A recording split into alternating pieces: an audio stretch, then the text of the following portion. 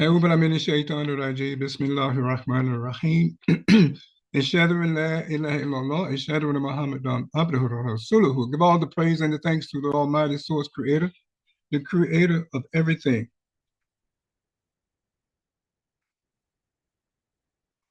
Before we get started, we'd like to give our disclaimer.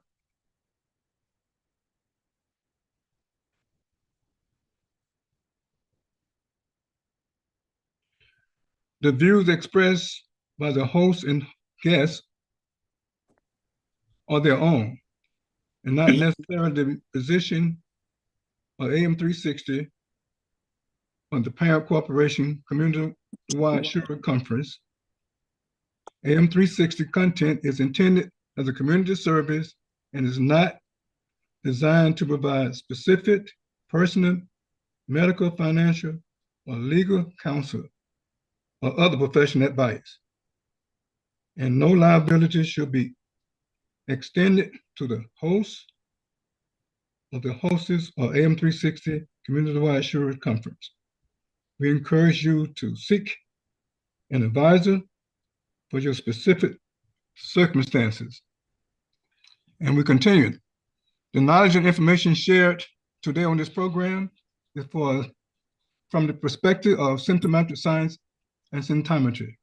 It is not medical science. It is based on natural law. And the names and terms used in this presentation are not for self-diagnosis purposes.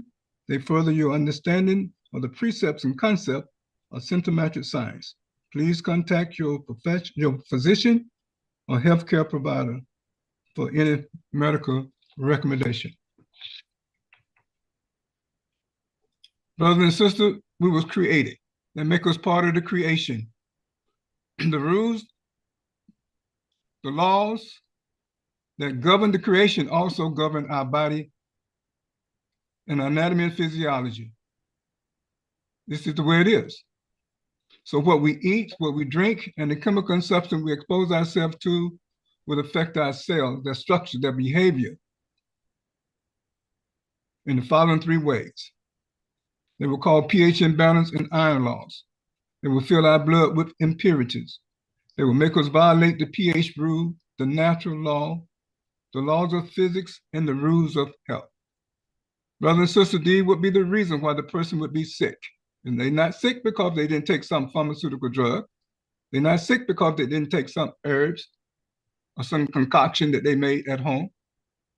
They're sick because they violated the natural law. They violated the health rule. They violated the pH rule. They never removed inert substances from their blood. They never removed sedimentary sludge from their blood. They never analyzed the food that they loved to eat that was making them sick. These would be the reason why the person would be sick. It is their responsibility, it is our responsibility to remove blood impurities daily if we want to be healthy. If we want to be healthy. So brothers and sisters, this is what this program is all about. This is not medical science. It's not based on medical science. It's based on natural law. And we must be in compliance with the natural law. Otherwise, our cell will give us symptoms. If we keep making mistakes, full-blown diseases. Until we correct our mistakes, those diseases will continue to become chronic and more chronic until our life is at stake. This is the way it is. And that's why we have this program called Optimal Health on AM 360 to share this knowledge and information. And we thank you for joining us today here on Optimal Health on AM 360. You with your host, Abdul Shaheed, certified symptometry health coach, certified. This is not a fly-by-night situation, brothers and sisters. It's taken years and years and years for us to learn what we know. And we're sharing it as a community service.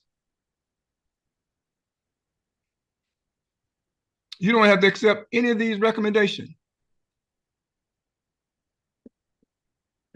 You don't have to accept any recommendation we make here.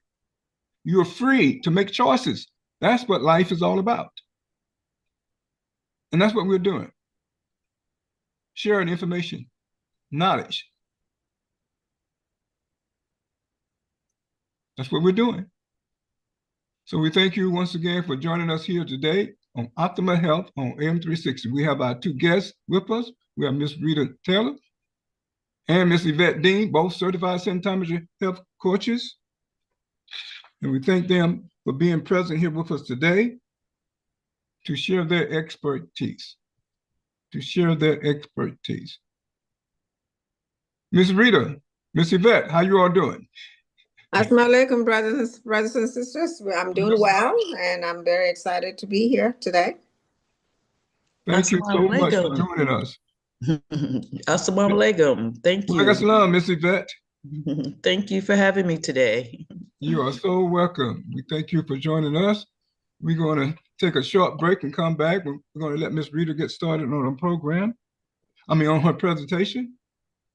And hopefully by that time we have more guests, more audience will be here. But in the meantime, we're going to take a break and we'll share some scientific verifiable information. We'll be right back.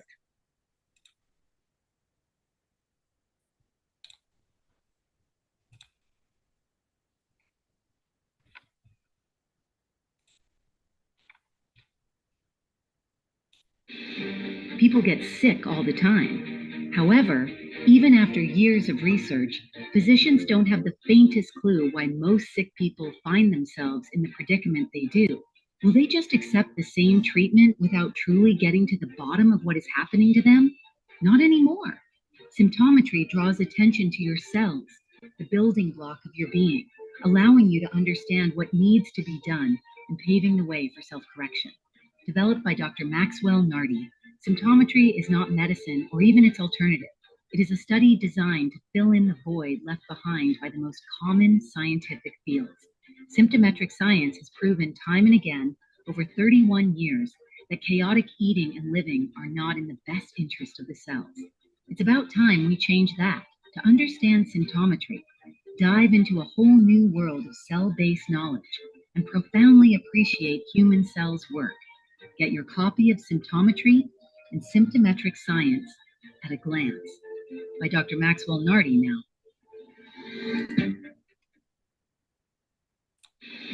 People get sick all the time.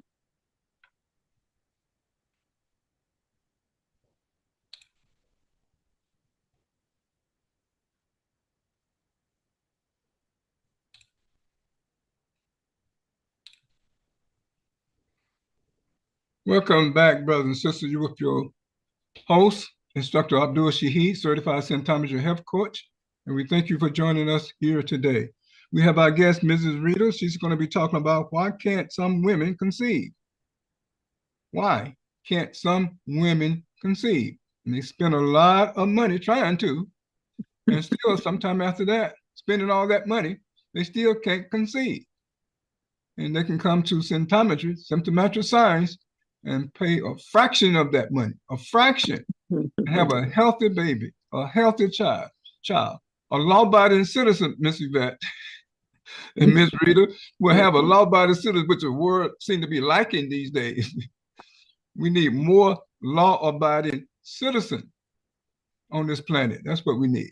So that's what young mothers need to be producing. But no one have taught them what they have to be consuming, what food to avoid, and all these things to be healthy and have a healthy child. So we're going to be sharing that information today. Mrs. Rita, I'm going to pass the mic to you. Yes, assalamu alaikum, brothers and sisters. I am so delighted to share with you why symptometry science. Why symptometry?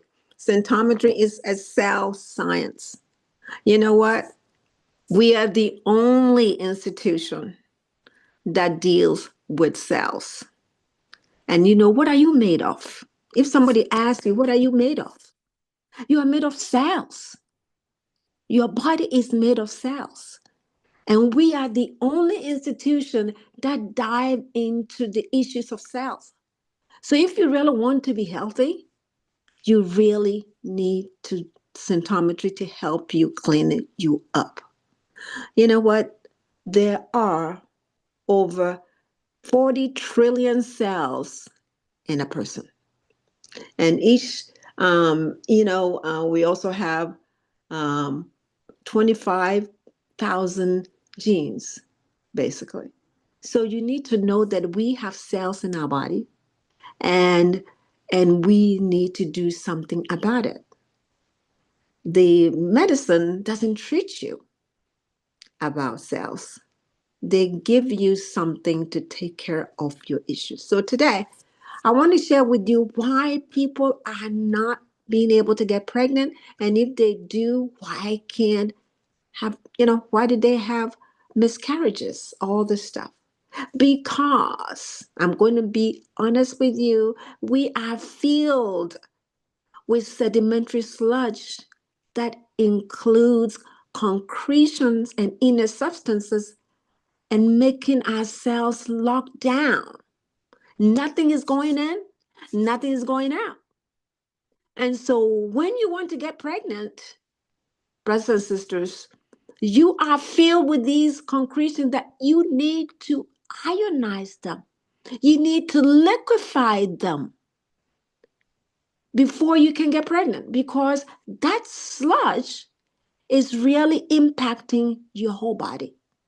And your doctors are not going to teach you that, because we are based on natural law, and we know that the only way you can ionize the dirty blood you have, the concretion that you have, is through symptometry particulates.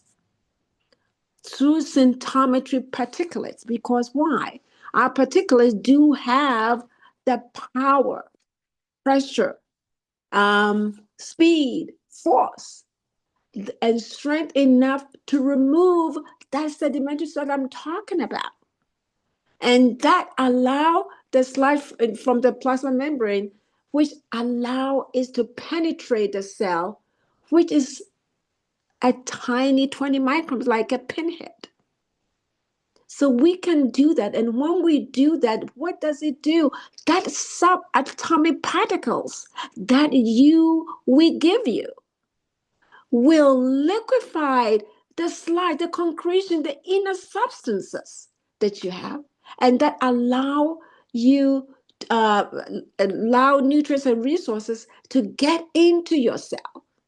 And that cell will use them to produce essential that you need, like neurotransmitters and serotonin and all that, to make sure that your cells are functioning okay. So I gave you a little quick lesson about why symptometry, why our particulates are effective, and why a lot of us, due to the food, the water, and the air we breathe, have concretions and sedimentary sludge that needs to be removed. So the question is, why are women not being able to conceive? They are not being able to conceive. And a lot of women, through my research, are afraid of pain, and nobody likes pain. And when you go in for 20, 30 hours of labor, who wants that? And you know what? If you come to symptometry, you cook your food scientifically, eat scientifically, and take our particulates and our molecules, you will be able to liquefy the concretion that it will allow you to have less labor. I mean, the time of labor will be cut. Let me tell you something. I had 40 hours of labor when I got pregnant, but I didn't have symptometry. Now that I do, I'm recommending it to women, because you know what?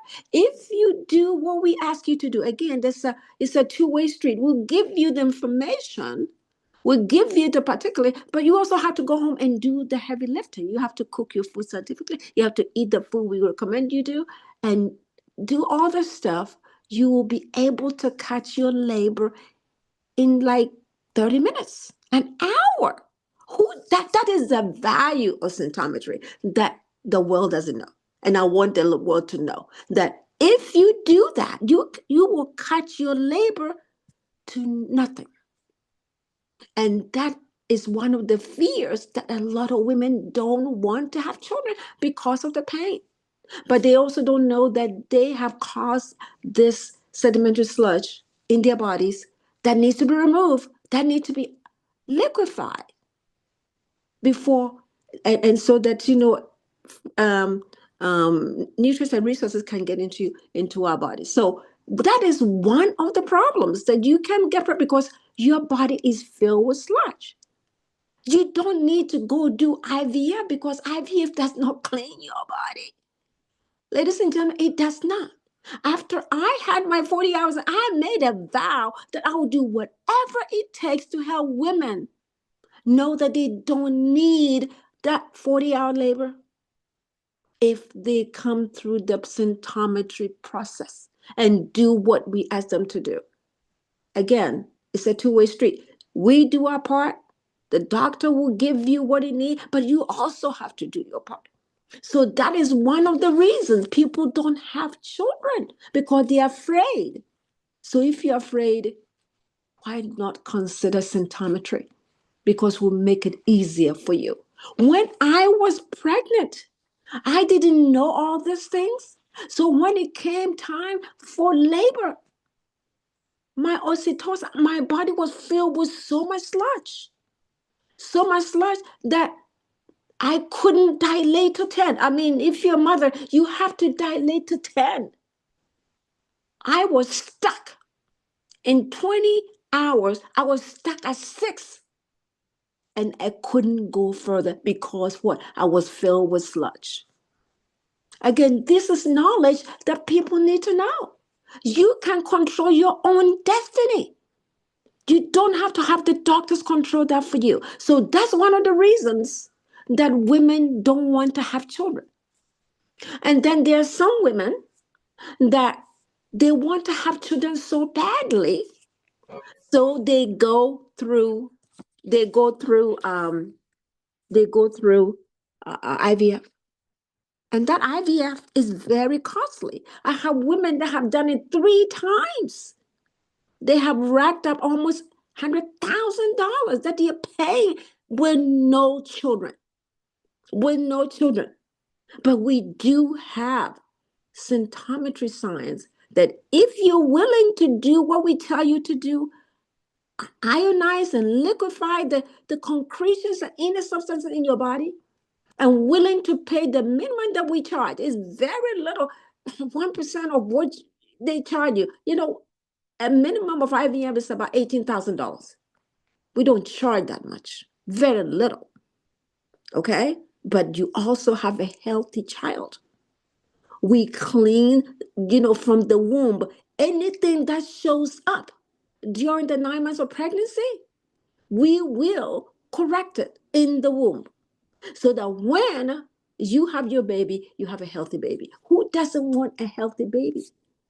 It's the same like adults. How many of us didn't see the doctor in 2025? I can tell you, I never saw the doctor. I went there to get my test, give me the result, and I run. So that's the child that you bring into the world. You want a healthy child. You don't want a child to have spina bifida. You don't want a child to have ALS, all those things, the blood diseases that you have. If it shows up, we will correct it for you in the womb. So pregnancy is the beginning of the beginning.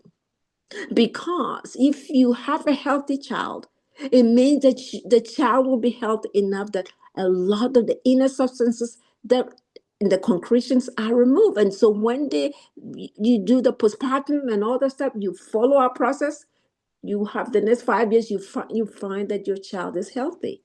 And the rest of your life, you continue the symptometry process. So again, we have the solution. We are not medicine, but we have cell science, and we deal with your cells. We don't deal with drugs. We don't deal with pills and stuff. We deal with particle, subatomic particles called particulates. And then we have our own pill that you take. So, ladies and gentlemen, I want you to know that the fears of pregnancy is unfounded.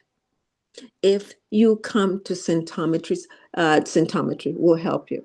Okay, so we talk about the pain associated with childbirth. If you come in and liquefy your concretion, we will make sure that you don't have that.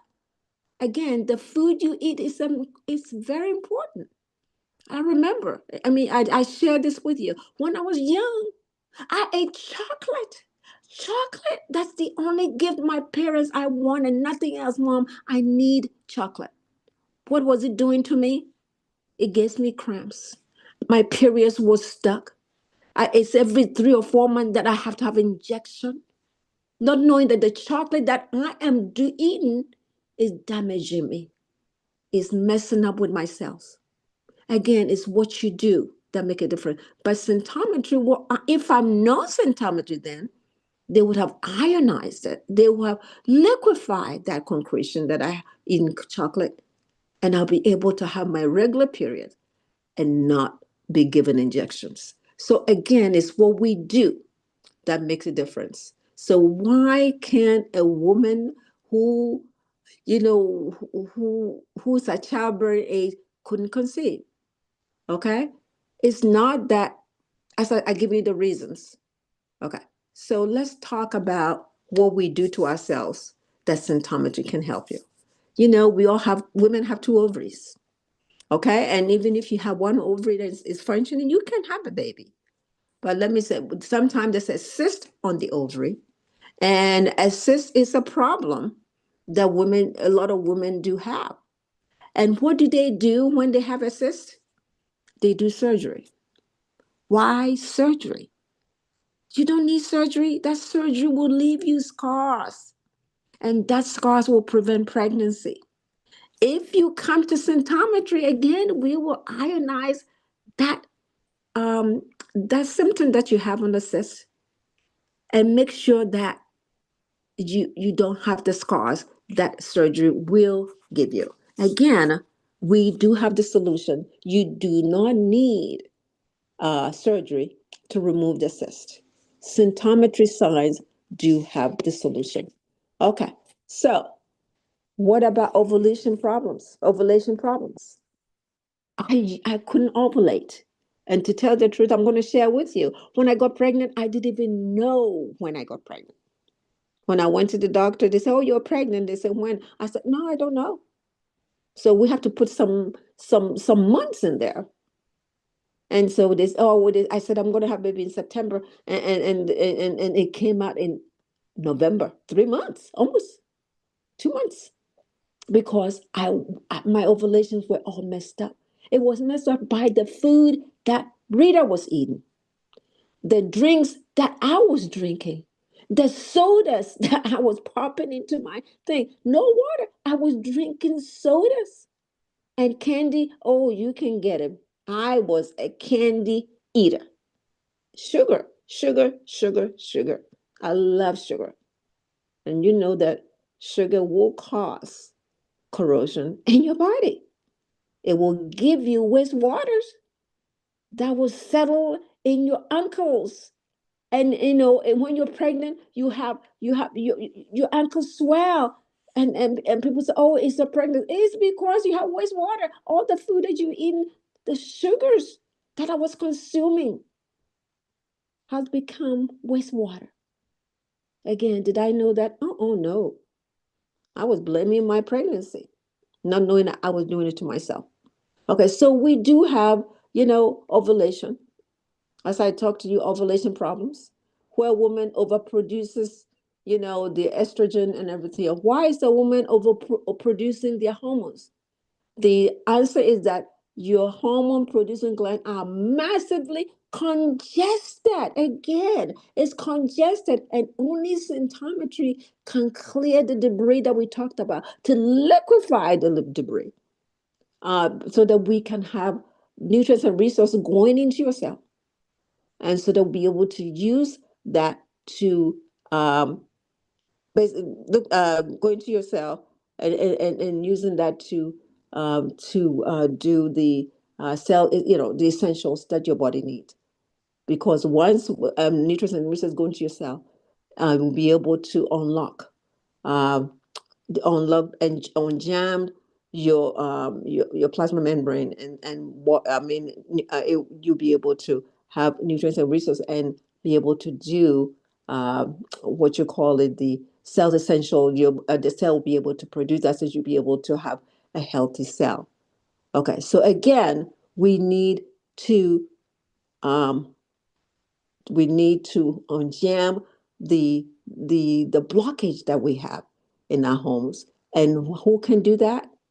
Your gynecologist cannot do that, but symptometry with our process that we have, the subatomic particles will unjam that for you, because you are massively jammed, because your plasma membrane is blocked and nothing's going in and nothing's going out. Why would women pursue IVF? Because they tried and it didn't work. So they pursue IVF. You know what? It is more than 70,000. I have people that have done 3 IVFs. They've given up. 3 IVF and they're paying for it with no children. Do they know about symptometry? Symptometry add value to you. It add value to being pregnant. What do you value? I value getting my having my baby on time, having my baby less than an hour, having my baby not having all these the swellings and all the things that you get when you're pregnant. Symptometry will make sure that you're a healthy mother and also a healthy child. So why do you pursue IVF? Because they don't know. I am showing I'm showing you that symptometry will not charge you that much for you to pursue pregnancy management, but people don't want to do it. Yes, it involves work, but any good thing involves work. They say, don't eat this food, don't eat that food. Don't drink this, drink water, 2 liters of them a day, drink that water. If they say don't eat chocolate, you don't eat chocolate because you want a healthy child. You do, because these are poisons. Chocolate do have poison in them. They have trophylline in there. So why do you want chocolate in there? You don't need that, because poison is what holds up everything in your body and make it congested. Okay, so we also do have people have fallopian tube. And you know what? Fallopian tube, we need fallopian tube for the sperm to travel through the fallopian tubes. The egg is released, and the egg, and the sperm must fertilize the fallopian the egg, and then it becomes a zygote and it travels and fallopians through the uterus. Okay, it needs to travel safely. If is there any bumps on your fallopian tube? Do you know about that? I mean, if it is, when you're with symptometry, we will find that out. Your doctor will give us some lab report, what we'll see, and we will help you. But again, if you don't do anything about it, you will have what you call ectopic pregnancy, where the baby will grow in the tube without the placenta, and the tube will rupture, causing the mother instant death. My aunt went through it. Thank God she didn't die, because they were able to find it early. So we were able to save her. And she was able to, that was her first pregnancy. And she was able to, be able to have children later on. But it was just sheer luck that she didn't die, because the doctors saw her early before it ruptured. Again, if you are working with symptometry science, you're working, since we deal with cells, we'll be able to help you to make sure that your fallopian tubes are in good shape. And we'll find out by the lab report that we get on you on a monthly basis. When you are in, we do have a gestation period that we go with you every every week to see what you're doing. The report that we get from your doctors, we use them to make sure, so doctor make sure that you're getting the right subatomic particles to, again, to liquefy the concretions that you have in your body. Okay, so is an age a problem? Really? Age should not be a problem. If you are healthy, if you're um if your body, the sedimentary sludge has been liquefied and you have nutrients and resources coming through, and you're also doing the self-essential, providing it, you should be able to be pregnant because your body should be whole enough to be pregnant. Age should not be a factor. I have people who are 45 having babies. My mother had my brother at 49. She didn't have symptometry, but that was considered old age. But you can, if you're healthy enough, you should be able to have a baby. Age should not be a factor. Oh, I can do it. I'm 39. I'm 41. No. If your body, the concretions has been liquefied and ionized, you should be able to be pregnant. Again, you can be pregnant if you're full of sludge. People don't know what it is, but that's a term I wanted people to know. The food you eat, the water you drink, the air you breathe, it's a lot of sludge that goes into your body and it locks down your cell. And as I told you before, symptometry is the only institution that studies cells. So that's why we're able to call ourselves the source removing institution. We remove whatever you have if you tell us the truth. If we know, we will help you. We will help you, but you have to let us know what's going on in your body. Okay? Uh, so age should not be a problem. What about cancer? Okay? What about people, women that have undergone treatment for ovarian, uterine, or cervical cancer? If he has, it's going to be hard for you to get pregnant. So again, if you start symptometry early, this cancer you're talking about will not happen because you'll be, liquefying your cells to making sure that all the concretion and inner substances are removed. You will not have, again, cancer is something that is preventable, brothers and sisters, and assalamu alaikum, is preventable. And you can prevent it by coming early. Don't come, if you come to symptometry at 60, 70, you have already come late, but we will help you though.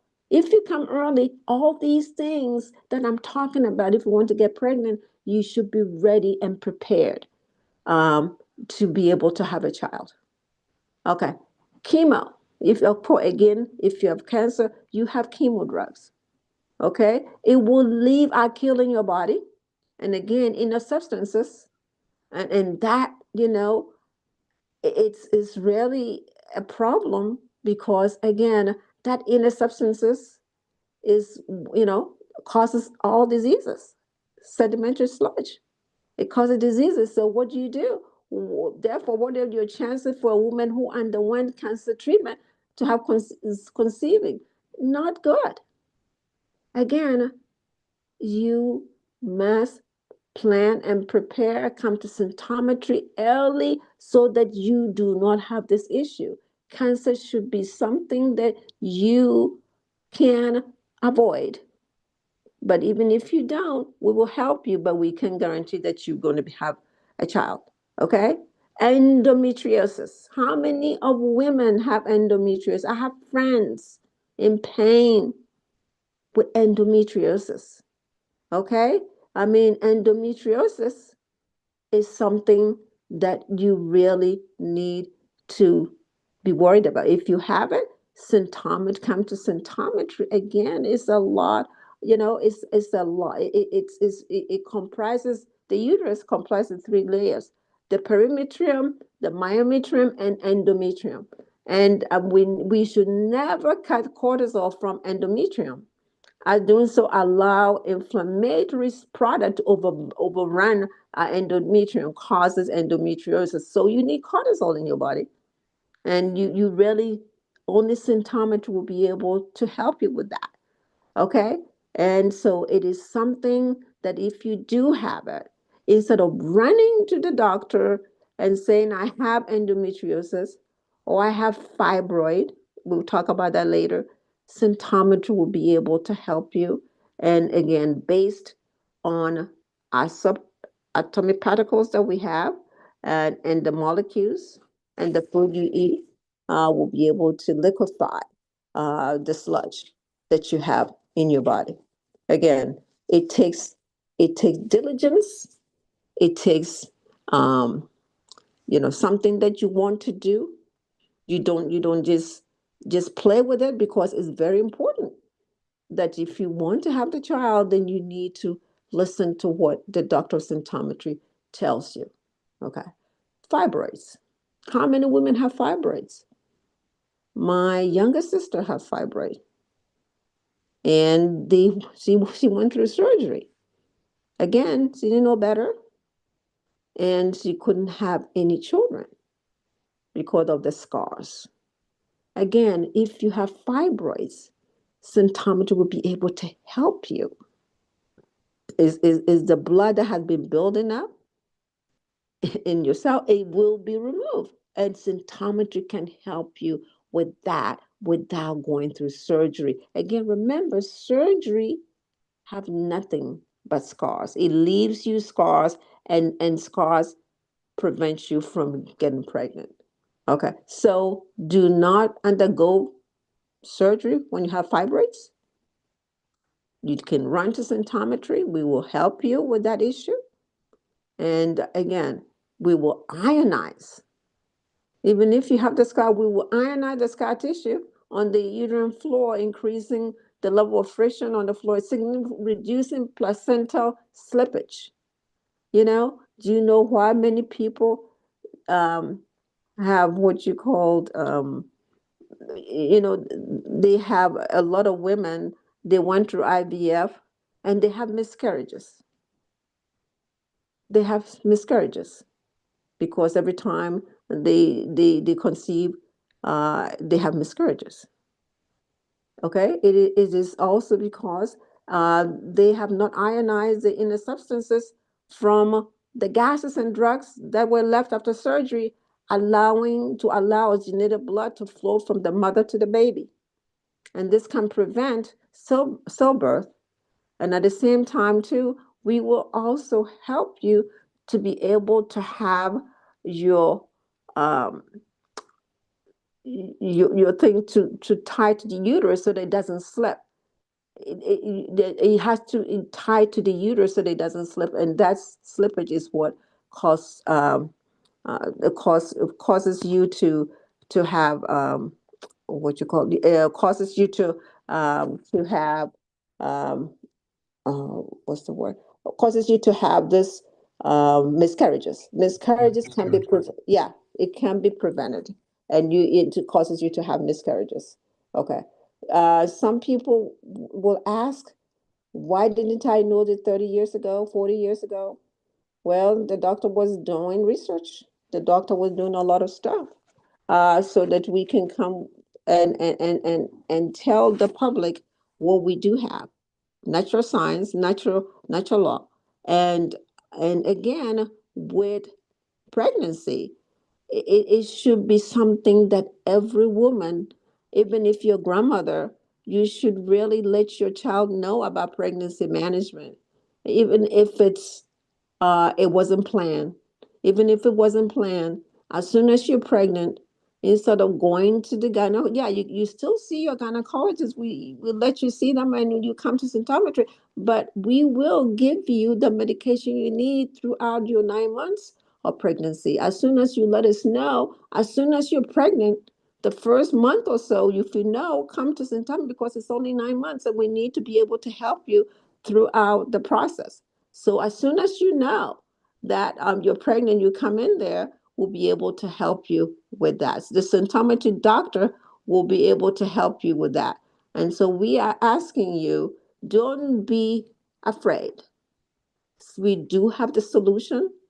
Again, if you don't take anything away, our bodies are filled with concretions. We are built with sedimentary sludge. That sedimentary sludge contains concretions and inner substances, and that need to be liquefied and ionized.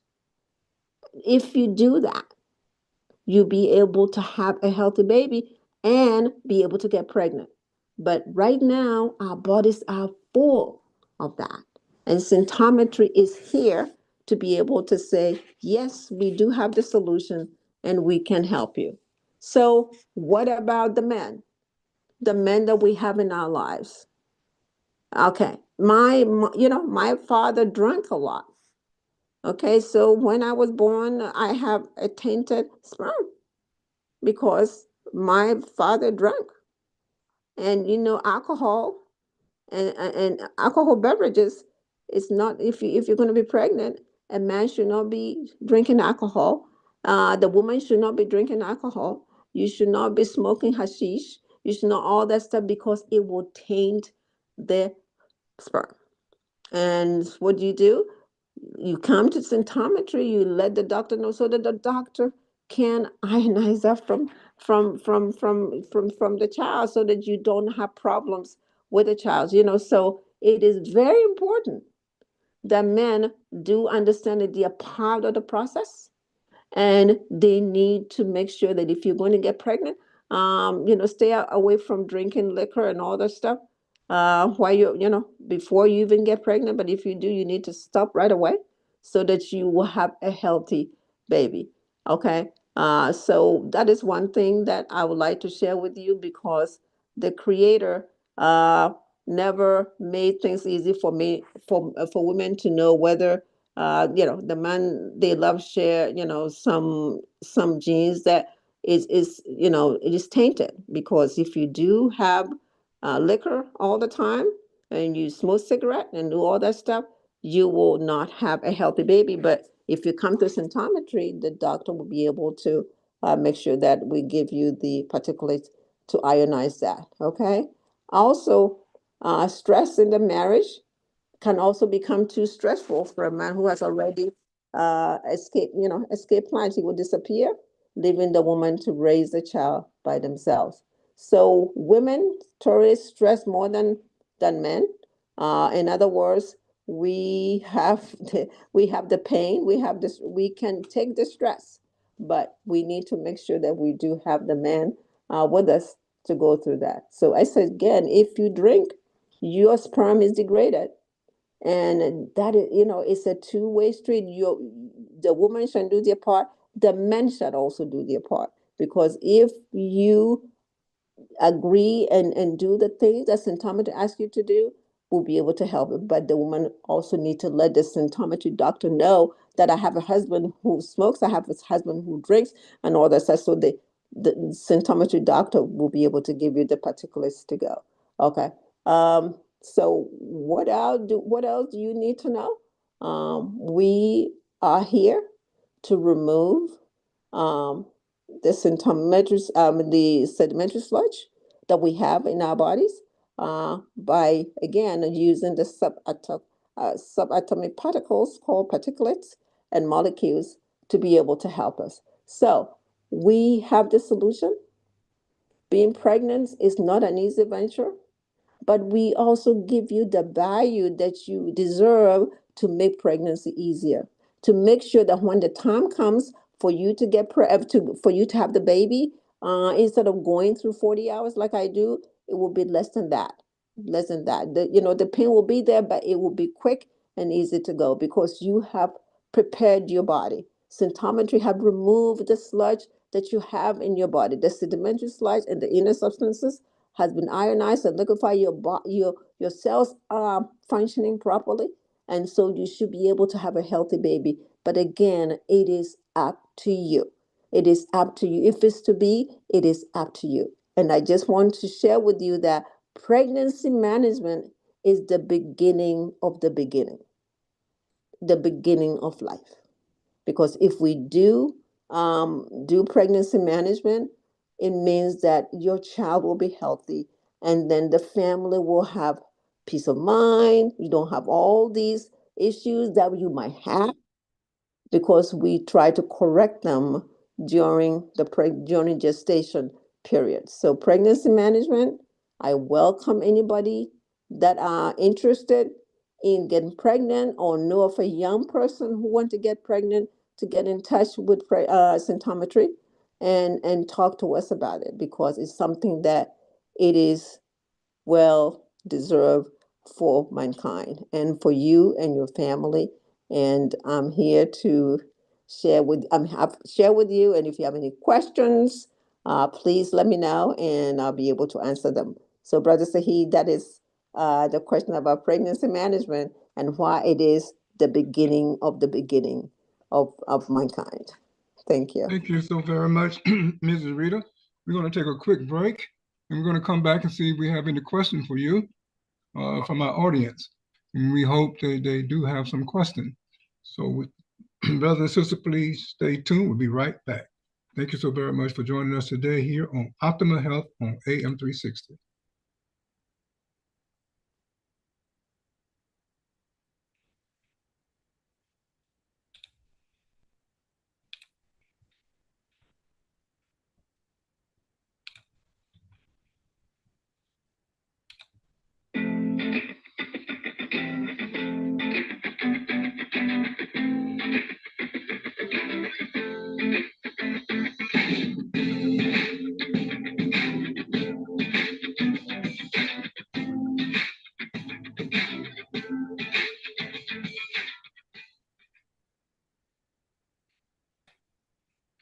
I'm Dr. Maxwell Narton, inventor of symptometry and symptomatic science. Many of you may not have heard of symptometry because it appears to be new. Unfortunately, new does not mean untested. Symptometry has been around for 32 years, since 1991. During these 32 years, I had to conduct several experiments. I had to test the precepts and the concepts of symptometry and symptomatic science. After 32 years of testing, the results are in. The results are excellent. This is why you are hearing about symptometry and symptomatic science now. I invented symptometry and symptomatic science for a reason. What is this reason? The reason is medical science, nutrition, Chinese traditional medicine, acupuncture, chiropractic, Ayurveda, and herbalism created a gaping hole, a large and deep vacuum, bottomless vacuum that had to be filled. This is why I created symptometry and symptomatic science. We are not here just to fool around.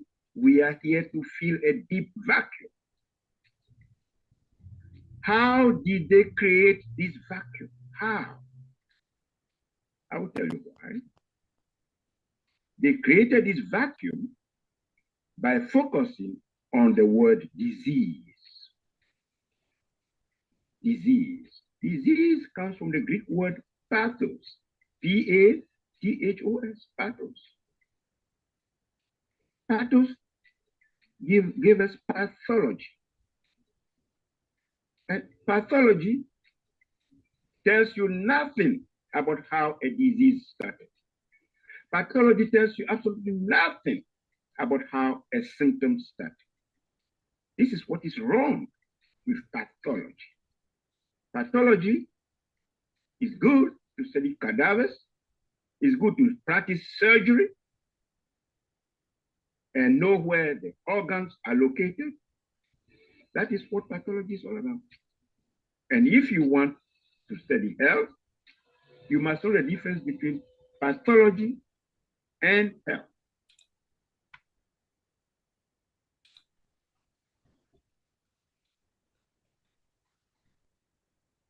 Welcome back, brothers and sisters, with Abdul Shaheed, your certified symptometry health coach, and also our guest, Mrs. Rita Taylor, and also we have our other guest, Miss Yvette Dean. She's also here with us as well. If anyone having a question for our guest, this would be the time. And her topic was, why can't some women conceive? And symptometry have a pregnancy management program. Pregnancy management program to help a woman to conceive, to have a healthy baby, a law-abiding citizen. Absolutely amazing. And you don't have to spend 24 hours, 48 hours in labor. 10, 15, 20, 30 minutes at the max. The baby is here, healthy, vibrant, loaded with energy. This is the benefit of going through pregnancy management with symptomatic science. Because symptometry, like you just heard from Dr. Maxwell Norton, the inventor, focus on the needs of the cell, not symptom.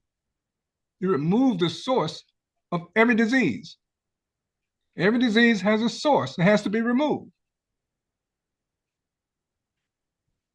It followed the natural law. It deals with cell science, air science, water science, nutritionist science, blood science, DNA science. All those sciences are taught at the American School of Symptometry that focuses on the needs of the cell. So if you have a question for our guest before she has to leave, now is the time. You just raise your hand or you can unmute yourself and ask your question or make your comment. Thank you so very much for joining us today here on Optimal Health on AM 360.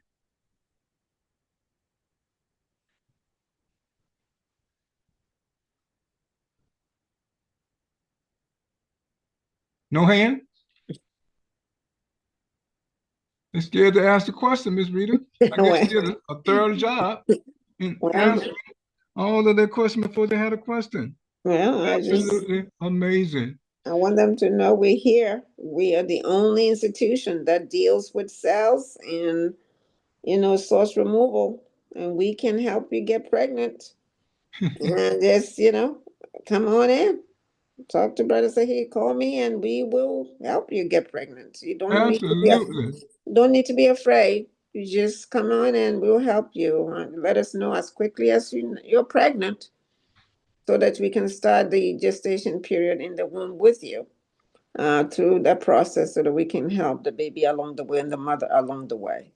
So, Ms. Rita, mhm. a lot of women suffer through miscarriages, and they have no idea. I know you mentioned miscarriages, what caused them, but still, they don't have no idea what causes miscarriages. They carry the baby one moment, and the next moment, there's a miscarriage. Yeah, would you share more yeah. information about miscarriages and how they are prevented here at Symptometry, at the American School of Symptometry, what is taught about miscarriages? Well, basically what you have is that the placenta wall, the filament is not, it's not attaching to the placenta wall. So when you get pregnant, that filament, it just breaks down. And so symptometry do have the particular to make sure that that placenta wall is intact when you get pregnant, so that it does not break. And when it breaks, that's when you have miscarriages, because that placenta wall has been damaged through all the things you've done in your life.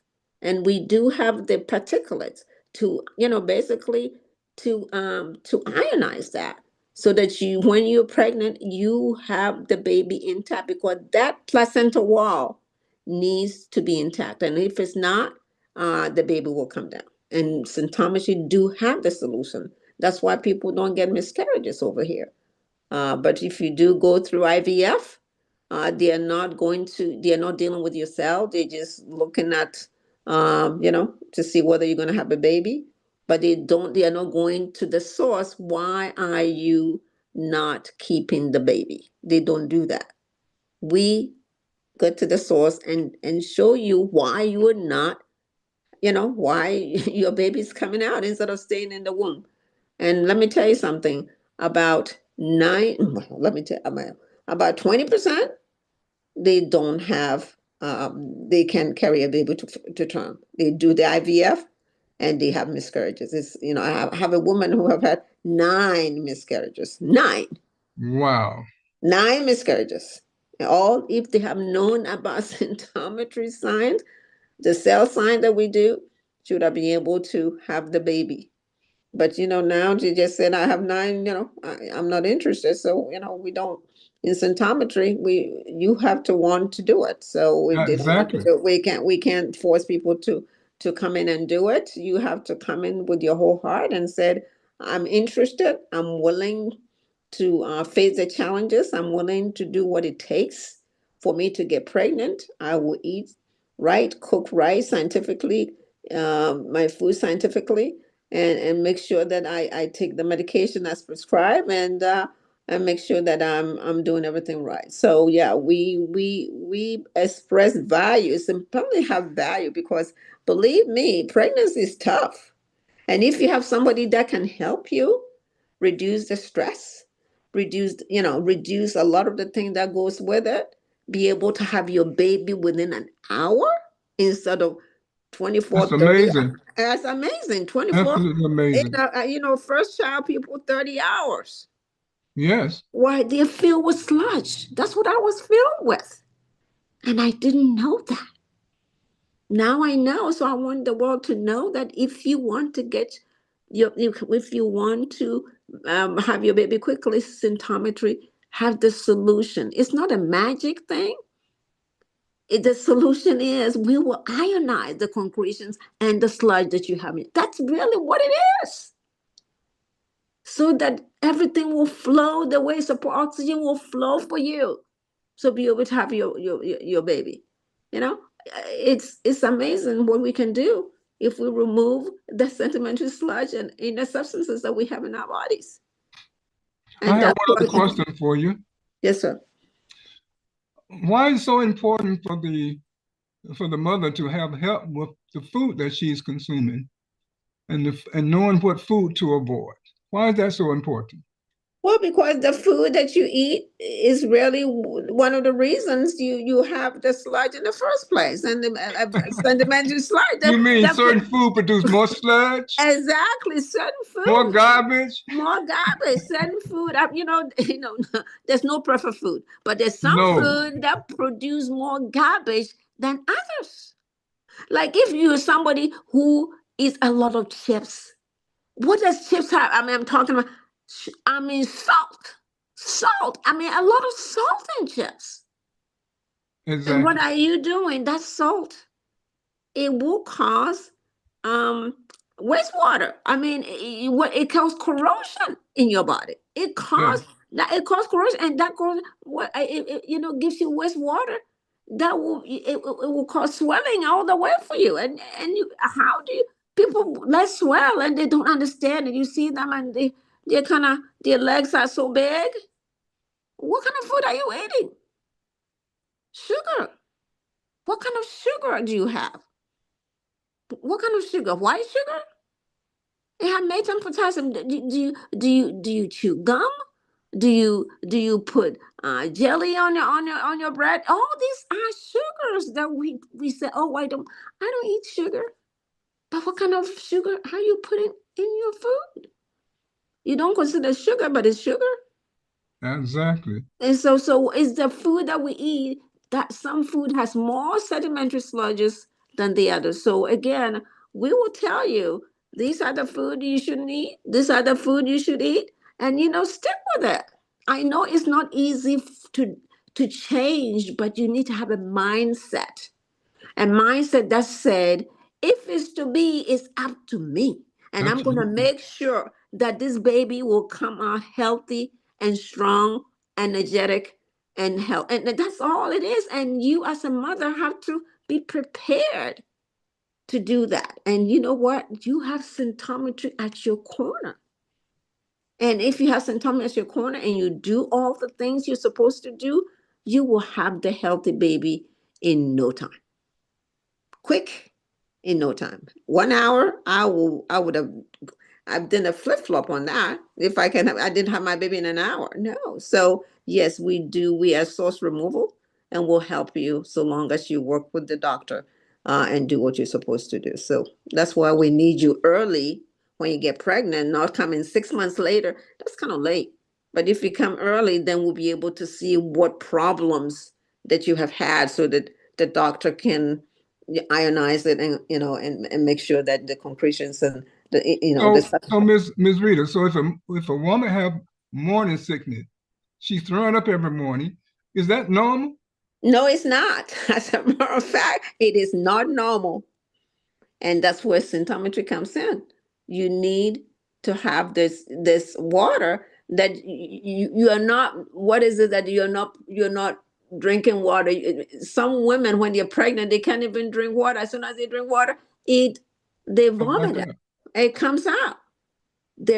You have a problem. And symptometry do have the ionization to make sure that water is hydrogen, and for some reason you cannot. Why? You've been drinking soda all your life and you cannot taste water. Everybody needs water. I'm talking about electrolyte water, at least 1 to 2 liters a day. You need to be drinking that before pregnancy so you can continue, because our body needs water. The lungs need a certain amount of water. We're made of almost 95% water. Everything in our body needs water. And you cannot be throwing up when you're pregnant, because if not, and you don't have symptometry to help you ionize that concretion that you have, the sludge, you're going to have problems. Again, these are issues that we will find out as soon as you get pregnant, and then you let the doctor know that, hey, this is my problem. Hey, this is my problem, and so that we can fix it with the subatomic particles that we have and the molecules. Yes. So if the mother removes the sedimentary sludge from her blood, from her body, Mm-hmm. and that less sludge that would be in the baby, causing problem with the baby in the future. That's exactly the point. That is really, it's no magic here. It is, that's the point. The more sludge you remove from the mother, the less the baby is going to have, because the mother will be given the subatomic particulates to really help you along the way. Any issue that comes up, the doctor fix it right away. We will, as soon as you let us know that you have a problem, because we have a weekly meeting with the pregnant lady, so we know what's going on, so that the doctor is notified right away, so the doctor can correct the situation for you. And that's what the beauty of it is, that you are important. So you tell the doctor what you're going through, and the doctor will help you with the solution. And also Amazing. And how to make sure that you're drinking good water. When I say good water, mean not sodas, not not coffee, not tea, coffee, not tea, not juices. not green tea. People say green tea. No, water. I mean, plain water. And plain water tastes good. Honestly, Absolutely. That's what I say I need. Plain water with water. Electrolytes. Electrolytes, it has the calcium, the potassiums, and all that stuff that we have. That is good for your body. Your body needs that. Needs the calcium, the potassium, and the chlorides, and all this. You need that, the electrolytes. So you prepare yourself for pregnancy by eating, drinking right, and doing all that stuff, so that when you come in, the doctor will be able to help you and make the pregnancy easier on you, but and take the stress out of you too, stress that you go through, basically. Yeah. Absolutely amazing. And let me tell you something. When I was pregnant, I was eating oranges. Acid. Wow. I didn't know Citrus that. acid. A citric acid. And so I was throwing up, and I went to the doctor. Of course, I didn't know symptoms. I said, I'm throwing up. I can, and she said, what are you doing? I said, oranges. And she told me, well, don't do that. So I've ever since I've stopped eating oranges, basically because it just didn't agree with me. The acid was too strong for me. And you don't need Exactly. acid, and you don't need acid in your body when you're pregnant.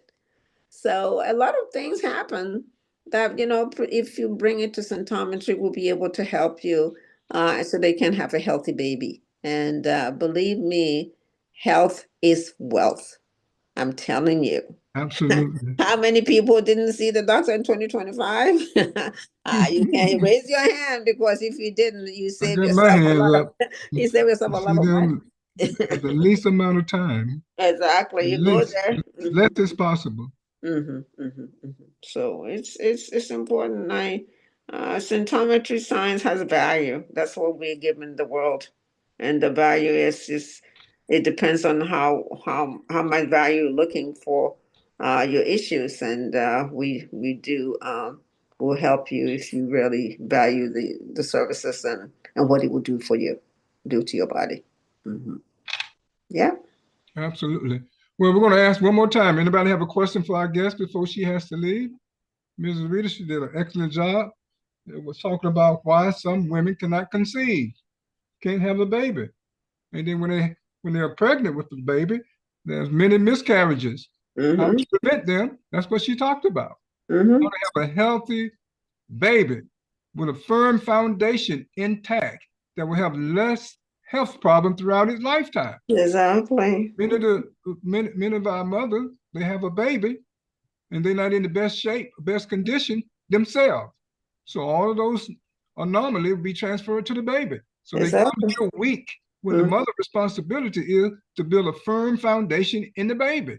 So the baby have a lifetime of sickness. Who want that? Who want to deal with that? Well, I want the world to know pregnancy is the beginning of the foundation of its society. It is pregnancy is the beginning, and you need to Absolutely. have a firm foundation for you, the child and the mother, so that you can avoid a lot of the issues that will come your way when the baby's growing up. Yes. Absolutely. Firm foundation, a law-abiding citizen, someone that's not stubborn and trying to fight you every step of the way. Exactly. Somebody that's willing to cooperate with you. So it's up to the mother to do that for the baby. Be respectful, having consideration for others. It starts in the womb, brother and sister. It And if does. we're not careful, if we don't improve, we'll be breathing our own criminals in our own community, in our own home. We do. We have all kind of situations that's in the news.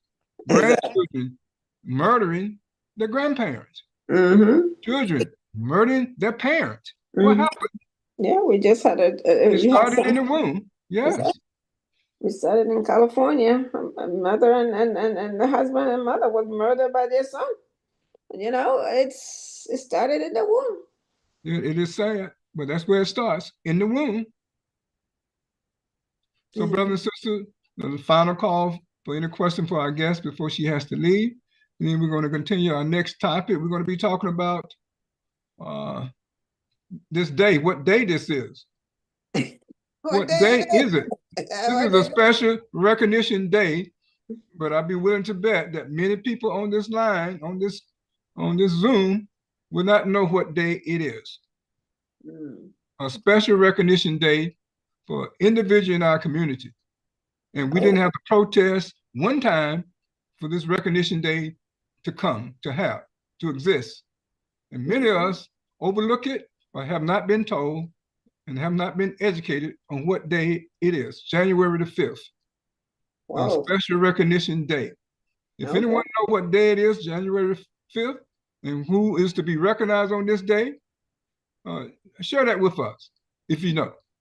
Well, I think I'm willing to stick it out. I'm finished my program. I'm getting ready to leave, but I think I want to hear. We should all know about this person. Okay.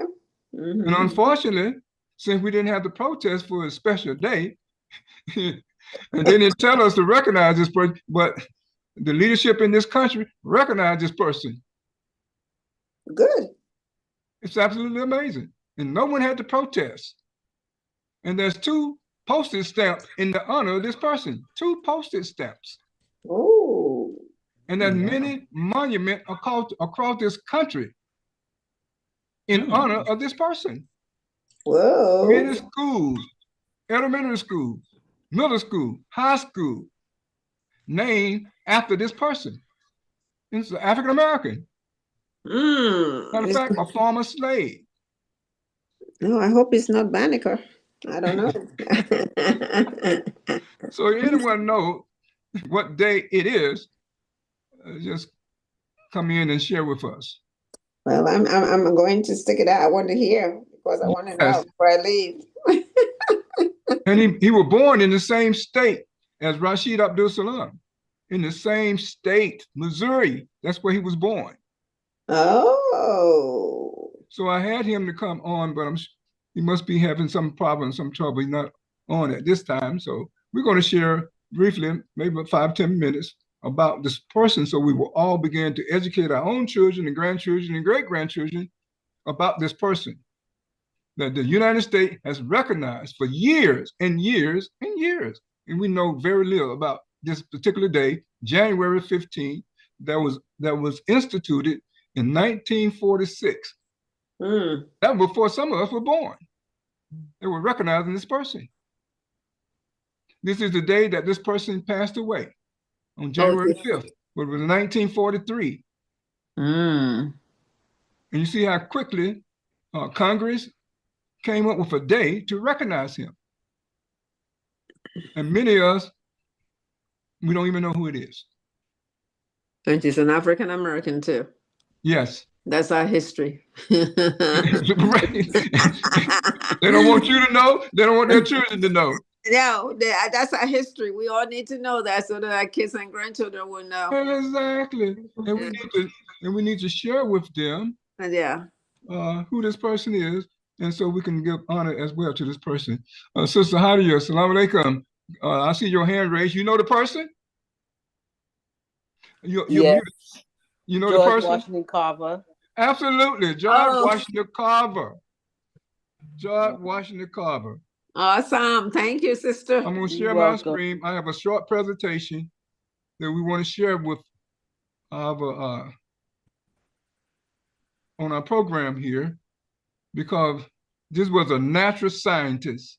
Yeah, so I figured it was a science person. Yeah, a natural scientist that he said the Almighty spoke to him every morning. The Almighty, the Creator himself, spoke to him every morning. This is why he knew what he knew. He was not taught in a classroom. Matter of fact, his teacher told him, "You already know more than we do. We can't teach you anything." He was 12 years old at that time. He didn't go to high school. He didn't go to elementary school. He went straight into college. Oh, smart. The school now called Iowa State University. The name of the school today. That's the name of it. Iowa State. Yeah. Iowa State University is the name of the school today. It wasn't that name back then when he went. And he became a professor there after a short, brief stay as a student. And they said, hey, that's nothing that we can teach you. And he was taught by the universe, observing, which is the first beginning of science, to observe. You're surrounded. And it put me in mind of the inventor of sentimental science, Dr. Maxwell Nordy. That's what he did. He observed what was happening in the creation. And he related these rules and these laws to the human body, and began to find the source of every disease. Absolutely amazing. So we're sharing our screen. This is Dr. George Washington Carver. We thank you, Sister Heidi, for sharing that with us. This person was born on January 1864. They're not sure about the date. Of course, he was born, his parent was slave. His parent was slave. Absolutely amazing, the life of this person. His life. You can go and Google the life of Dr. George Washington Carver. you see many video will come up. Short video will come up on his life. I'm looking at it right now. It's absolutely amazing. I was born at the school that he taught. I was born there, Tuskegee Institute. In 1950.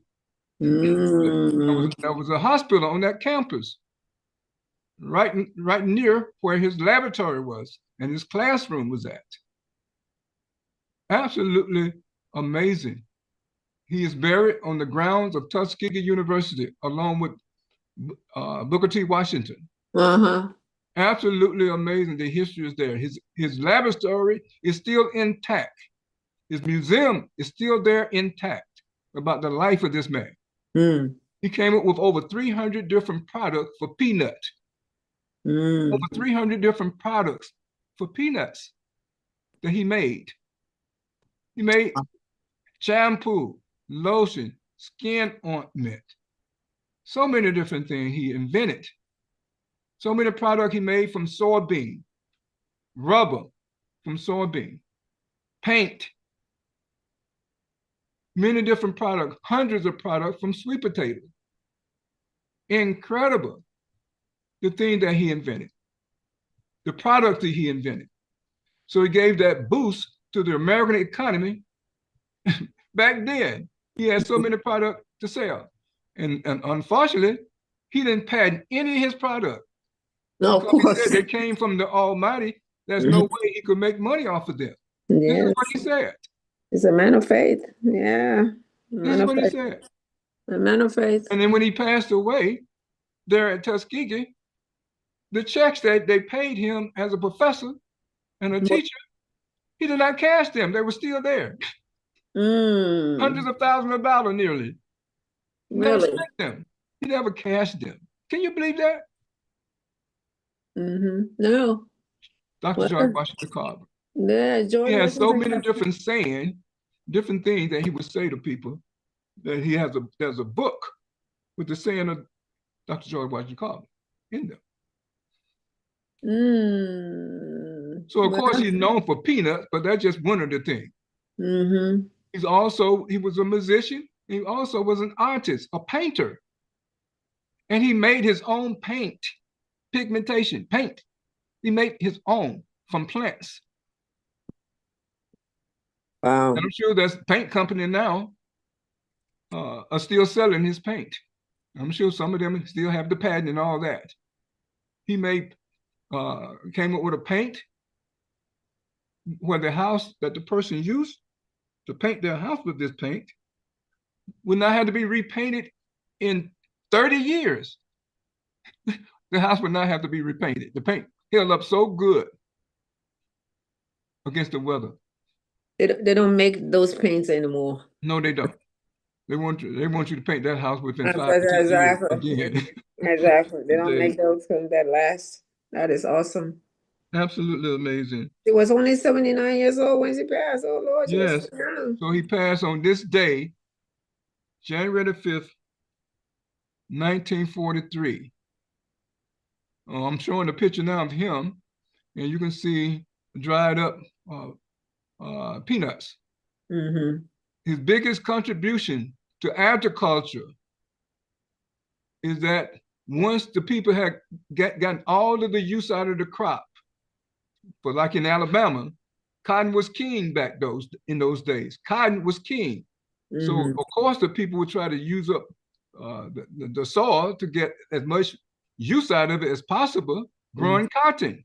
And pretty soon the soil had no more nutrients. So he came up with a concept. That concept is called crop rotation. To put nutrients back into the soil. Can you imagine? Yeah, crop rotation is being used. Crop rotation is his brainchild. Oh, wow. That's why he came up with peanut. Peanut, he discovered, put nutrient back into the soil. After cotton was taken from the soil. Wow. An African And people American. abandoned the fields because they grew so much cotton, they would abandon the field with no more use. Until he came along with crop rotating and using peanuts to put nutrients back into the soil. Another contribution of this man, when farmer needed help to how to grow food, how to deal with pests, he developed an extension service that now in the United States, every county in the United States has an extension service that goes out and helps farmers. Is the brainchild of Dr. George Washington Carver. That the reason why they're able to do that now across this country in every county in the United States, when it comes to agriculture, that's an extension service that helps farmers to grow food. Isn't that absolutely amazing? That came out of the mind of this person. I'll be darned. Absolutely amazing.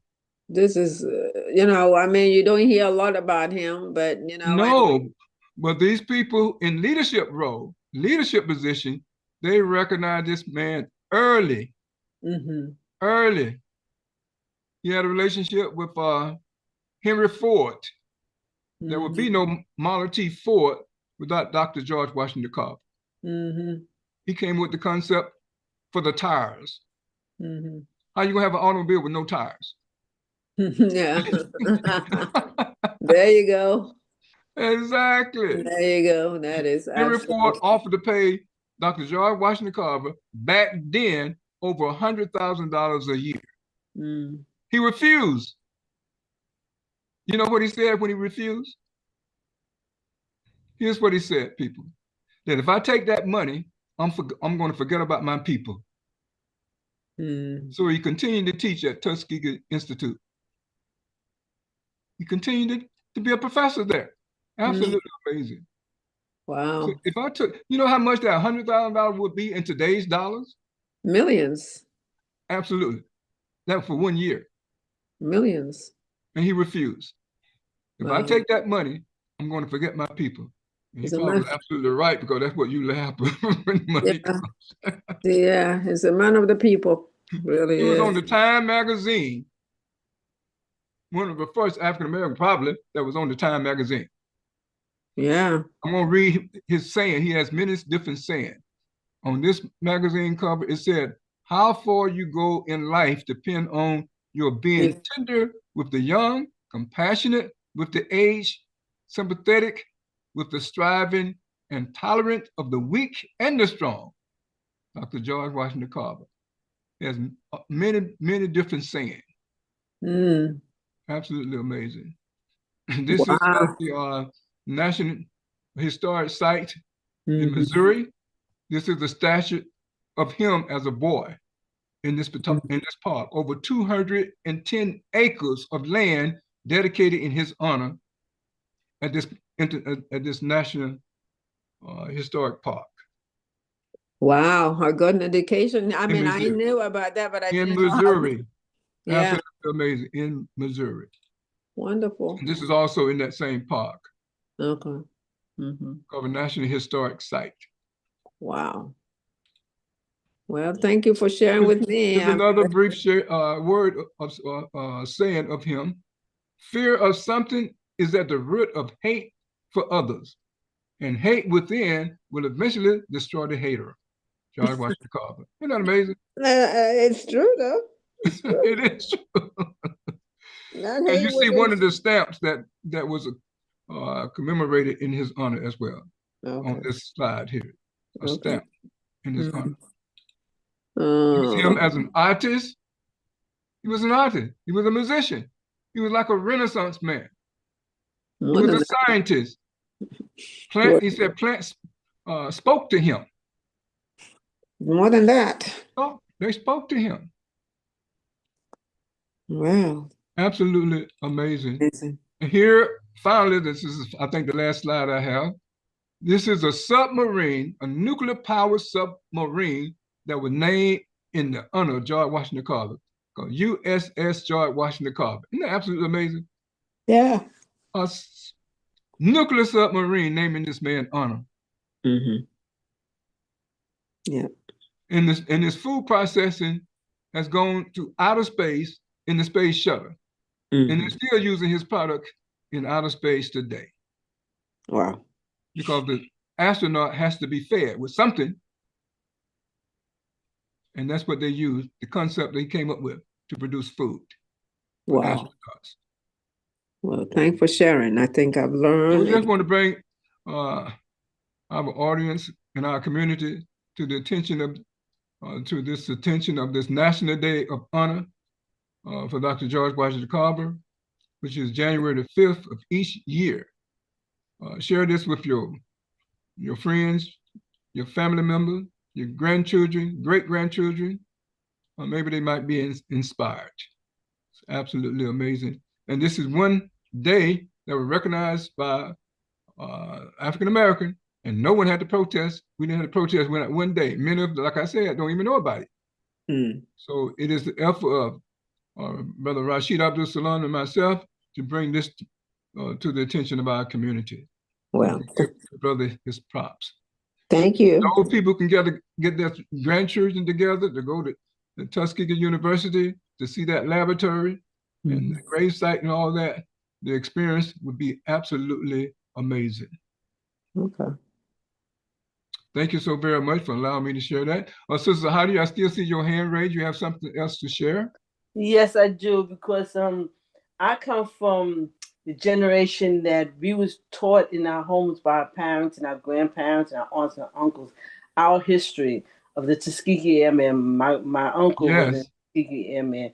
You know, my father was in a segregated military where he was a master sergeant, which was the highest uncommissioned office that you can hold as a soldier. You know, my uncles and my neighbors was all in World War II, because this was during the draft. So all our people went to the war to fight Hitler. However, we was educated of African American history by our grandparents and our aunts and our uncle. We heard it constantly, you know, of all the things that we did. Now they're trying to erase our history in these schools, but the only people that's going to erase it is from people that are not African American, because we teach our own. Absolutely. That's what we should do. That's who's not gonna know our history, which they don't know our history as it is. But we've heard of Carver. We've heard of Booker T. Washington. You know, we've heard of all these people that are our ancestors that did so much of a contribution to develop this country here. You know, because during slavery time, 100% of free labor, they had 100%. So they didn't have to do anything. The slaves did everything. Absolutely. So they lost the ability to do blacksmith. They lost the ability to do mason. They lost the ability to cook. They lost the ability to invent. It was us who was inventing and building, because we had to make our job easier. Yes. So we built the cotton gin to make our job easier, and we built all these inventions because we was the only one that was employed, the only ones that's working. Nobody else worked but us. 100% employment. and they want to erase this. They want to take the books out to the library, took books out to school. Go right ahead. But we already have our history. We know our history. We have it. You know, there's no way they can take this history from us. George Washington Carver, they can't take him from us. We know them. Booker T. Washington, Du Bois, they can't take these people away from us. We know them already. You know, like they're not going to die. They're already dead. But the history will go on. Yes, we have to pass the history on to our grandchildren and great-grandchildren. This is the thing, to ensure that the contribution that was made will never be forgotten. No, it's not. It's not gonna. It's already written. It's already established. When you go into the schools that I work in, you know, I'm a registered nurse in the schools, and the schools have all the pictures up on the wall of our ancestors. They have it. You know, they're everywhere you look. You know, so they can't reverse this information. The only people that's not gonna have it is these people who's trying to hide it. If they can't do it, it's already there. Absolutely. And I don't understand why they think they're gonna hide our history. It's impossible to do that. You know, they can't deny Martin Luther King. They can't deny Walter Muhammad or Elijah Muhammad or Malcolm X or U.P. Newton. They can't deny it. Yeah, that list goes on and on and on. Noble Drew Ali and others, the contribution that they made to this country. Yes. So We certainly thank you for your comments. And this last picture I'm showing is George Washington Carver Museum in Tuskegee University, on the campus there, as well as his laboratory is inside that building. Absolutely amazing. So brother and sister, we thank you for allowing us to share this great scientist that learned from studying the universe. That's what he did. He studied the universe, and the Almighty spoke to him. That's what he said happened.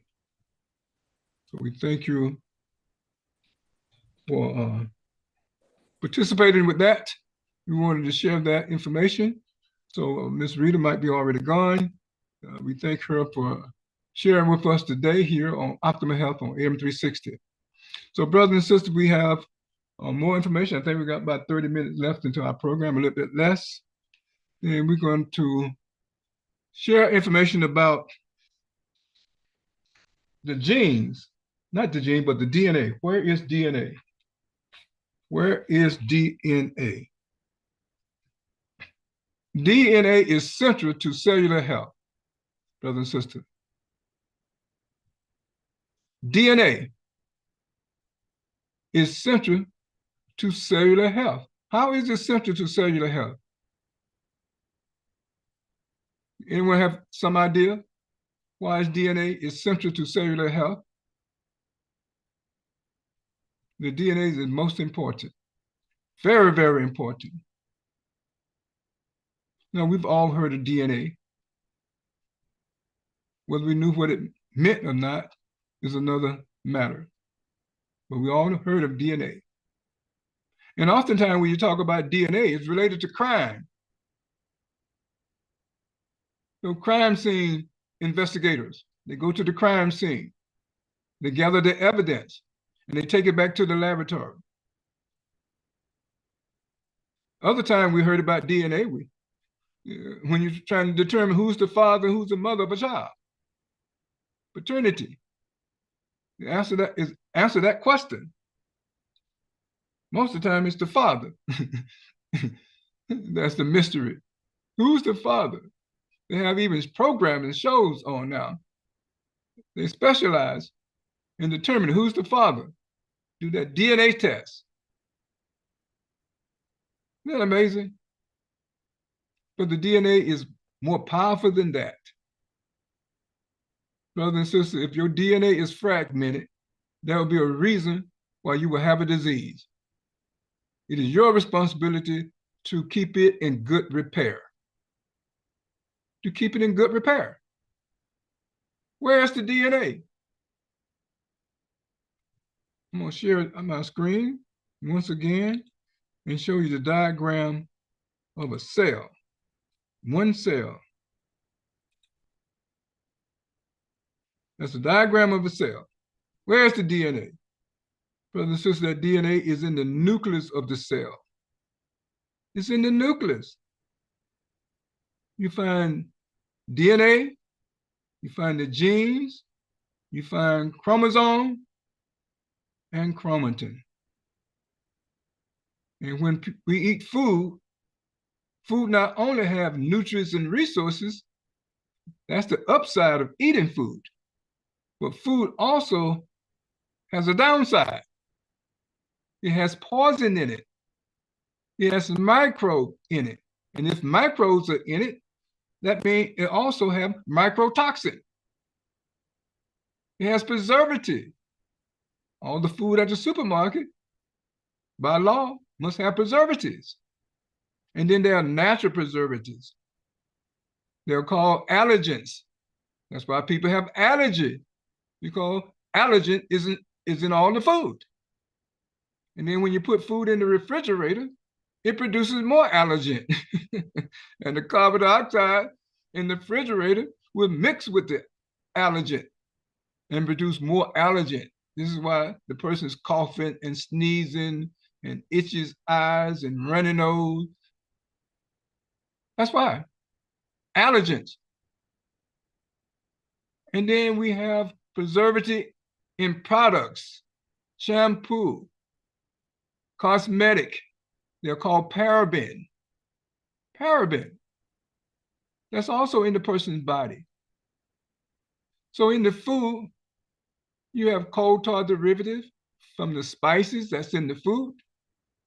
You have all kind of other products that's in the plant, the poison, the toxin, the alkaloids. These are in plants that plant produce to protect themselves. The chlorophyll, ammonia, ferulic acid, also in the food. So when you eat the food, not only are you getting the nutrients and the resources, but you're also getting the plant toxin, especially if you ate the food raw. You didn't cook it to neutralize its toxin or to destroy the microbes, the worms, the parasites, the protists, the viruses, the bacteria, the fungus on that food. Many people eat raw food. They eat sushi, rare cooked meats. And we know they have salads, which is uncooked plants. All of those things will be circulated in the person's blood, and blood goes where? Everywhere. The cell will be jammed. Eventually, those toxins and poisons will find their way into the nucleus of the cell. We're made of cells, brothers and sisters. We are made of cells that is made of water. If our cells are compromised and congested, that's what we'll be, because we're made of cells. If the cells are fortified, taken care of, given what they need, they will bounce back quickly from an illness. That means you will bounce back quickly from an illness. But you have to be in compliance with the natural laws, the rules of health, the pH rule, the iron rule, the speed law, the laws of physics. You have to be in compliance with them. Many people do not have a clue. And most physicians also do not have a clue. Unfortunately, but this is the way it is, because they do not study cell science at medical school. They do not study food science at medical school. They do not study water science at medical school.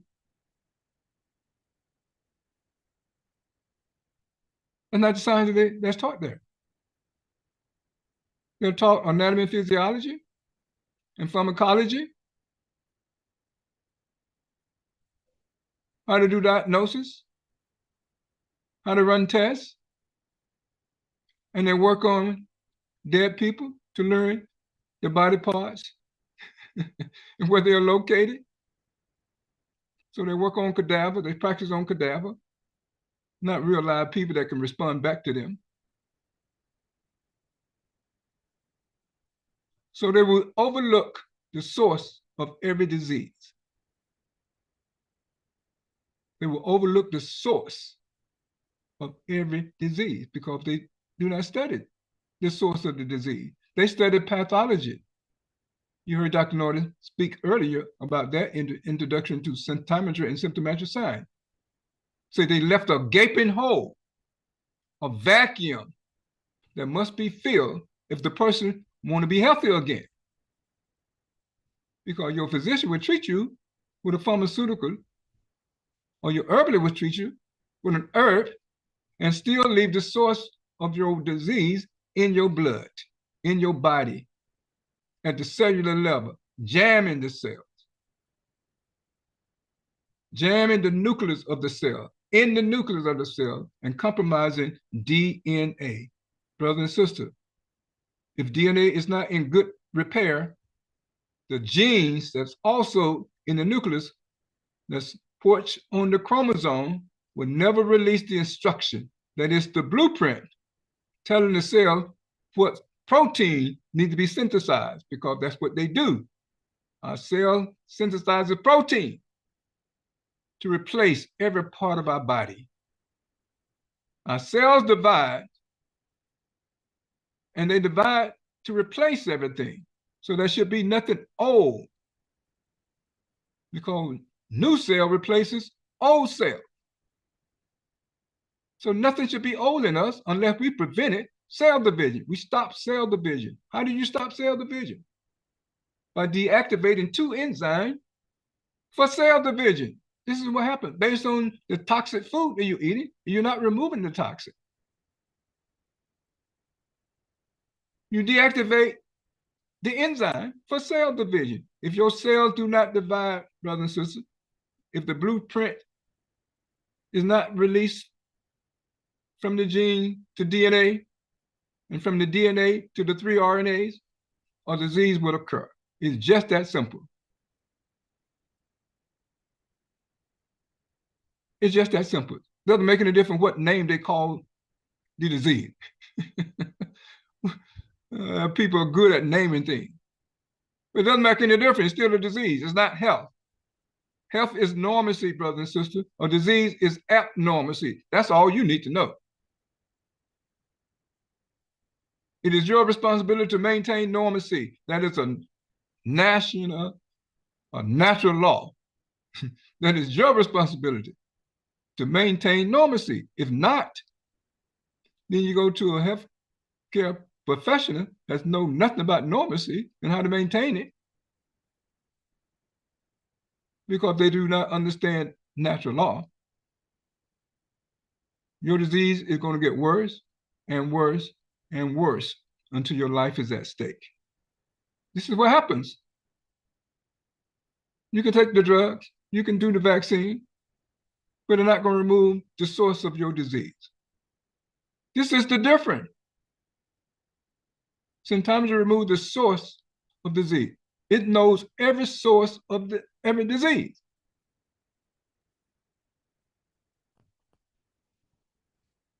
If we don't remove the source, how are you going to get better? You have this illusion like you got better.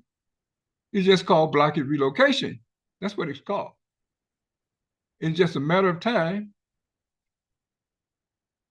that disease is going to become more and more chronic until your life is at stake.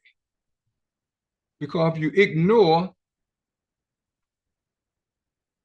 the little cell right here that we all made of, we all made of cells, 30 to 50 trillion of them, over 220 different types of cells.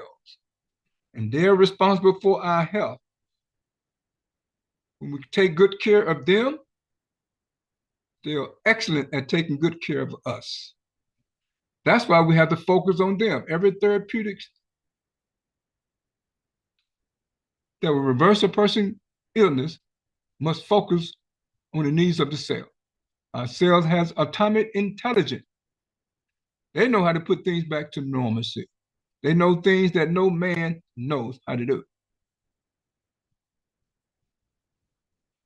Absolutely amazing. Absolutely amazing. Brothers and sisters, there have been acupuncture enrolled and studied DNA science, cell science, water science, air science, symptomatic science at the American School of Symptometry, not for profit. Physician, acupuncture, chiropractor, and herbalists also did so, which is commendable. They were seeking greener pasture. Dr. Maxwell Norton himself, the inventor of symptomatic science and symptometry, studied naturopath, natural health. He studied nutrition, herbalism, homeopathic medicine, and he knows what they entail. He studied them first before he invented symptometry and symptomatic science. The truth is that all of these practitioners who enrolled to study symptometry were sick, and they came to symptometry with their sickness. But the acupuncture, the herbalists, the chiropractors, and medicine, and etc., they were practicing could not cure their own disease. They had a disease and what they practiced could not cure it. So they came to symptometry for a solution. Isn't that amazing? So they could study symptometry to see what it had to offer that was different from what they learned in their school. This is happening today, brother and sister. This is happening today. To put it mildly, they have a barrel full of scientific facts to consider. They had never tested herbs in a chromatographic laboratory. They have never tested herbs in a chromatographic laboratory to know how plants poison intermingle with nutrients. They're all mixed together. See, a plant can survive with nutrients and poison mixed together, but human cannot. We have to eliminate the poison from our food. We have to eliminate the poison from the nutrients. This is what cooking with thermic energy is all about. But many people eat raw food, like I said earlier. This is why they get sick. They eat raw food. Absolutely amazing. For the first time in their life, they learn about all human diseases can be traced to a single source that harm DNA and helicase, which unwinds DNA. It's an enzyme that unwinds DNA. If DNA never unwinds, brothers and sisters, the gene will never release the blueprint, the set of instruction for the cell to have to produce and synthesize protein, enabling the cell to replace every brain is central, body is central, and cell is central. I hope this is making sense to you. I hope you're able to make connection. This is the purpose of this presentation, so you can put your health back into your hands. Our health comes from our cells, brothers and sisters. It's a reward for the mind making excellent choices to take care of the needs of our cells. Because our cells have super intelligent, atomic intelligence to take good care of us. And we were created and born to live on this toxic, predatory, and adversary planet called Earth. The Almighty gifted us with everything we need to stay healthy. We just have not been informed. We've been misinformed. Misinformed, brother and sister. So those practitioners came to symptometry, and now they are learning the source of their disease. What harmed the DNA and helicase? And this source is complex sedimentary sludge from the food we eat, from the pharmaceutical we take, from the fruits, juices we drink, from the fruits that we eat. The chemical and substance we expose ourselves to all contain inert substance that produce sedimentary sludge in our blood, in our creps, in our tissue, in our cell, in the intercellular spaces, in our organs that would jam the cell, preventing them from receiving nutrients and resources that's circulated in the blood. The cells are so tiny, doesn't take much to jam them. Sometimes you make use of subatomic particles, they're called particulate, to unjam them.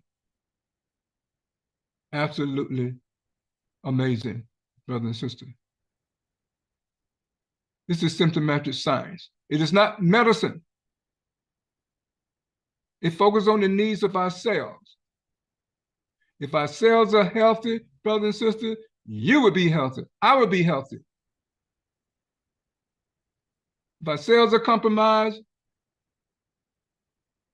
with symptoms and disease, you're going to be compromised with symptom and disease. I can't make it any plainer than that. Cannot make it any plainer than that. Brothers and sisters, if you have any questions at this point, we'll stop talking and address any questions that you might have at this time. And we're getting close to being out of time. So if you have any question at all, now is the time. We're going to share our guest information. When the king was visiting the nightfall, Cook killed the king's Our son. guest, Mrs. Rita Taylor, she specialized in pregnancy management. Could you mute your line, please? I can hear your conversation going on in the background. Thank you so very much. And thank you for joining us here today. So you can see Mrs. Rita Taylor information. If anyone have a question, you can ask your question while we sharing information from our guests. So this is Miss Rita information. She specializes in pregnancy management. Know anyone who want to get pregnant? You want to ensure that they, Sister Heidi, you go right ahead with your question. Yeah, I have a question. It's not, I guess it's off topic, but I had three questions I had planned for today, and you probably won't be able to answer them, but I wanted to know which is better, black pepper or red pepper. I wanted to know how to eliminate parasites from your guts, and I wanted to know what causes excessive amount of foul-smelling flavors. Foul-smelling what? Flavors, gas. Oh, okay. Well, in a couple of the cases you just mentioned, you know, with the gas, and I think there was something else you mentioned. Yeah, the pepper, red pepper or black pepper, because there's always a controversy which one. Yeah, it depends on the person's condition.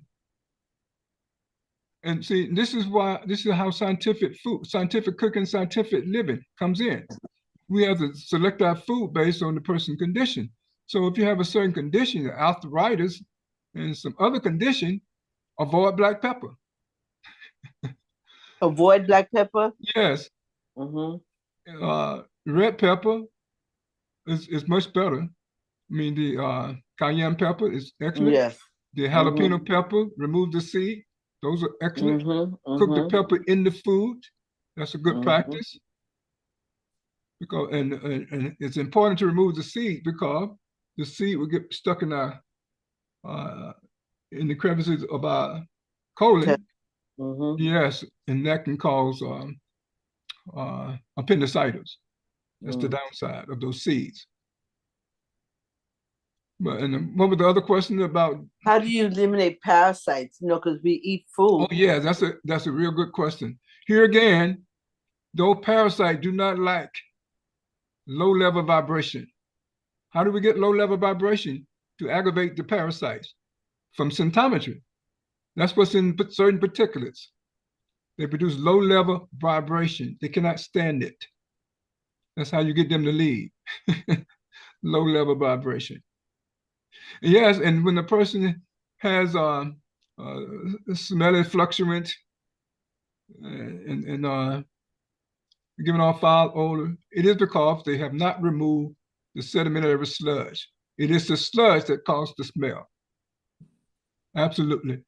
Sludge is nothing but garbage. The human body produces a lot of garbage. It is our responsibility to ionize it with subatomic particles to break the bonds on those things so they will liquefy and be removed in our sweat, in our urine, in our stool, our tears, these places. That's how we release them. The bonds must be broken on them. Every molecule held together by different bonds. There's 4 different bonds. And those bonds, this is how you tie atom together to produce molecules. They're held together by those bonds. And it is these subatomic particles called particulates that will break the bond to release them. So they'll be released. So the sedimentary sludge, we use particulate to break the bond so they can be liquefied and removed from our blood, removed from our tissue, removed from the intercellular spaces, because the human body produces a lot of garbage. Certain food produce more garbage and sludge than others. And sludge is nothing but debris come from eating food. and salt being in our bloods. It mixes with the debris, react with the debris rather, and that's what causes the debris. There's certain food that will produce more debris. This is, again, the reason why we encourage scientific eating and scientific cooking and scientific living, because the things that we expose ourselves to, the chemicals, the paraben in the cosmetic that a person would use, hair shampoo, the soap you use to wash your clothes, the soap you use to wash your body, all these things makes a difference. You must know. This is your responsibility to know.